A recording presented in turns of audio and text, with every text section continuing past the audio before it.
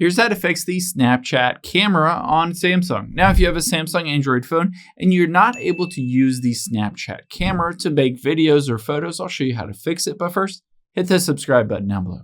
It really helps me out. Thanks, guys. Now, if you open up Snapchat, it usually defaults to the camera. And you can see on here, I can either do the front camera or the rear camera. Now, if that doesn't work for you, let's swipe up from here and get into your settings next. So tap on settings, and then we'll scroll down until we get to the option for apps and tap on that. Once we're in the apps section, let's just scroll down until we find Snapchat on this list. So keep scrolling and tap on Snapchat. Now we're going to do a number of things on this. Let's scroll down first and tap on storage.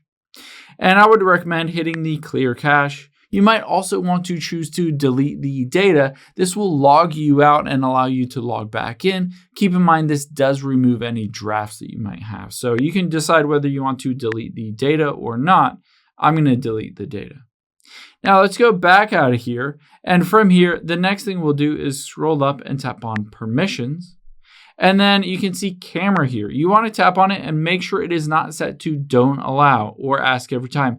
Switch it to allow only while using the app. After you've done that, the last thing we'll do in here is go to the very bottom and make sure everything is, go back out of here and go to the very bottom and tap on the app details in store at the very bottom. And check to see if there's an update for Snapchat. If there is an update, just update it to the latest version. After you've done all that, you should be able to just hop back into Snapchat. You'll have to log back into your account, but you can see in that case, it just remembered my username. And then just like that, the camera works and everything works on my Snapchat app. I'm good to go. Hope this helps. If it did, hit the like button down below and leave a comment if you have any questions. Thanks, guys.